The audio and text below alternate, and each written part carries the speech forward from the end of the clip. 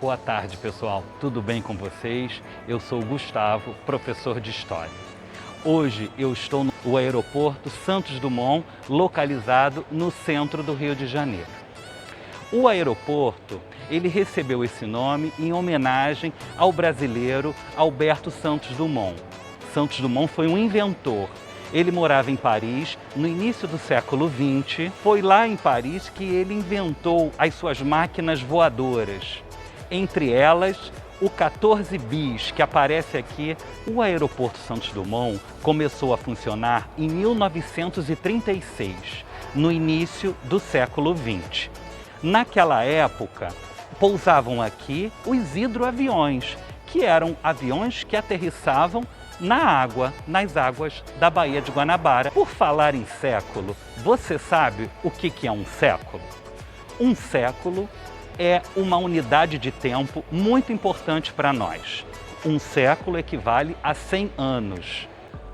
Santos Dumont, o 14 bis e a criação do aeroporto Santos Dumont são eventos que aconteceram no início do século XX. Como eu falei para vocês, um século equivale a 100 anos.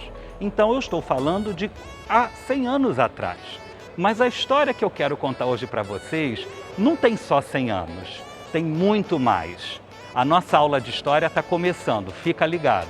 Mas há muitos séculos atrás, e eu estou falando de 5 séculos, ou seja, 500 anos, quando os nossos ancestrais tupinambás habitavam o que hoje é o Rio de Janeiro, o lugar onde está o aeroporto Santos Dumont era água, era a Baía de Guanabara.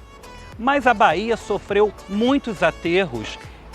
Por que eu estou falando de Baía de Guanabara, aeroporto Santos Dumont e Tupinambás? Porque aqui perto de onde hoje é o aeroporto, existe uma ilha chamada Ilha de Villers-Gaillon, onde funciona a Escola Naval da Marinha do Brasil. Essa ilha, ela é extremamente importante para a história, tanto dos Tupinambás como da cidade do Rio de Janeiro e de sua fundação. Aqui estamos em frente à Ilha de Villers-Gaillon, que os Tupinambás chamavam de Ilha de Serigipe, que significava a Ilha das Águas de Siri. Foi ali que, em 1555, os franceses fundaram uma colônia chamada França Antártica.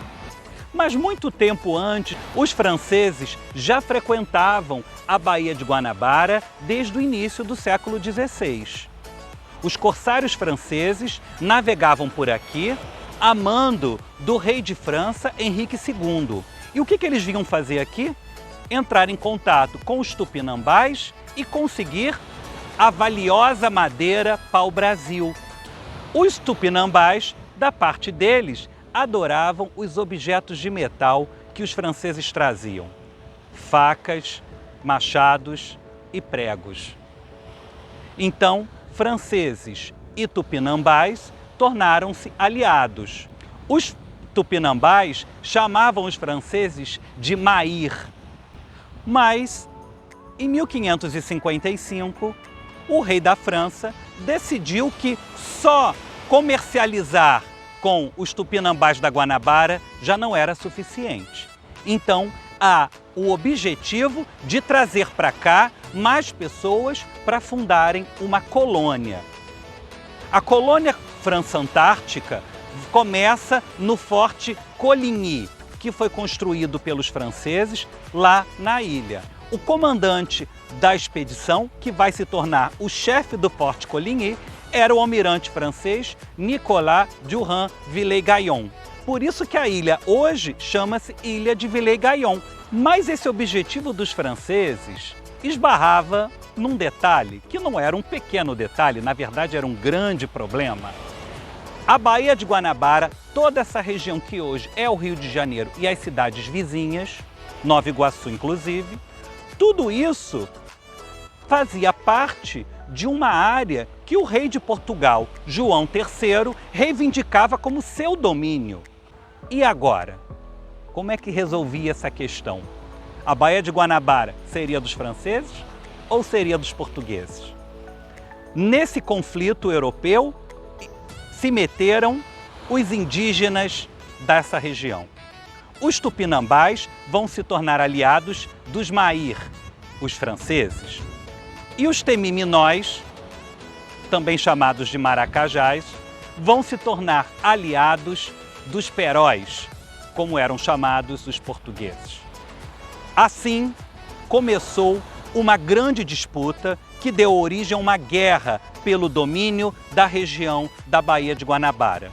A história da França Antártica e também a história dos tupinambás do Rio de Janeiro foi contada por duas testemunhas oculares da história, André de Thevée e Jean de Lery.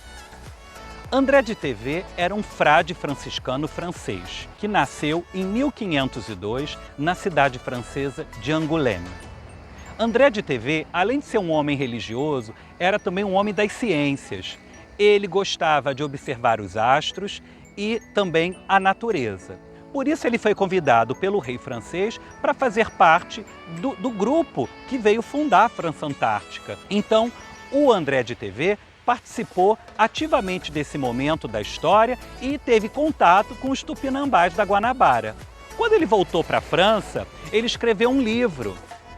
E nesse livro ele contou não só a história da viagem dele, mas também contou um pouco sobre os costumes e as tradições dos nossos ancestrais tupinambás. Outro francês que deixou um relato importante foi Jean de Lery. Jean era sapateiro e nasceu numa cidade francesa chamada La Marguelle em 1534. Jean acreditava na religião protestante.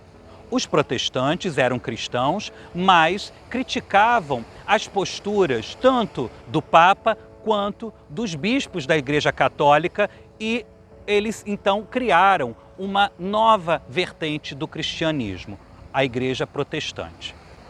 Jean tinha 23 anos quando embarcou numa aventura, atravessar o Oceano Atlântico e vir para a França Antártica, aqui na Baía de Guanabara. Ele permaneceu aqui por quase um ano, convivendo com os indígenas tupinambás. Graças a Jean de Lery, nós conhecemos hoje em dia, com detalhes, costumes e tradições. Inclusive, Jean aprendeu a língua tupinambá e registrou alguns diálogos em seu diário. Quando ele voltou para a França, assim como André Thevée, ele escreveu um livro, História de uma Viagem à Terra do Brasil. Tanto o livro de André de Thevée quanto o livro de Jean de Lery são documentos históricos muito importantes. O estabelecimento dos franceses na Baía de Guanabara gerou no Reino de Portugal uma desconfiança muito grande. O rei, então, incumbe o governador-geral do Brasil, chamado Mendes Sá, a organizar uma expedição para vir aqui na Baía de Guanabara e destruir o Forte Coligny e acabar com os franceses, expulsá-los daqui. E Mendes Sá assim faz. Em 1560, ele aporta aqui com seus barcos, seus aliados temiminóis, e luta contra os franceses. Os franceses levam a pior, junto com os tupinambás, seus aliados. São derrotados e os portugueses, então, destroem a fortaleza e acabam com a França Antártica. Porém, a história não acaba por aí. A batalha foi sangrenta, muitos tupinambás morreram e vocês viram nos últimos vídeos sobre as tradições indígenas que os tupinambás eram guerreiros, corajosos, valentes e eles juraram vingar a memória dos mortos na batalha. Um morubixaba, que era um cacique de uma taba tupinambá dessa região, chamado Aimberê, organiza então o que os historiadores chamaram de Confederação dos Tamoios. Uma grande reunião de tabas, até de tribos diferentes de outros lugares, e essas tribos então formam uma liga para lutar contra os peróis, isto é, os portugueses. Muitas batalhas então ocorreram aqui na Baía de Guanabara entre as tropas portuguesas e seus aliados temiminóis e tupiniquins E os franceses, que ainda restaram aqui, aliados dos tupinambás. Mendes Sá, então, o governador-geral, nomeia um familiar seu, um sobrinho, para vir tentar ajudá-lo na expulsão dos franceses, Estácio de Sá. Estácio, então, chega à Baía de Guanabara em 1564, com 2 galeões, que eram navios muito grandes, fortemente preparados para a guerra. No entanto, ele não contava com a coragem dos tupinambás, que botam eles para correr daqui. Estácio de Sá e seus aliados, então, buscam refúgio na vila de São Vicente, localizada onde hoje é o litoral do estado de São Paulo. Ali eles permanecem 9 meses, se reorganizam e ganham o apoio de uma liderança indígena aliada aos portugueses muito conhecida, Araribóia, que mais tarde vai ganhar uma grande extensão de terra do outro lado da Baía de Guanabara, onde hoje é a cidade de Niterói. Então, Estácio de Sá tenta pela segunda vez conquistar a Baía de Guanabara.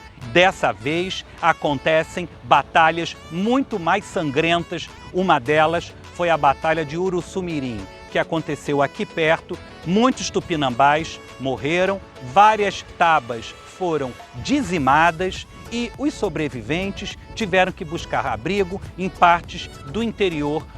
Em 1º de março de 1565, o capitão Estácio de Sá funda então a cidade de São Sebastião do Rio de Janeiro, localizado ali inicialmente, onde hoje é um ponto turístico importantíssimo, os morros Cara de Cão e Pão de Açúcar.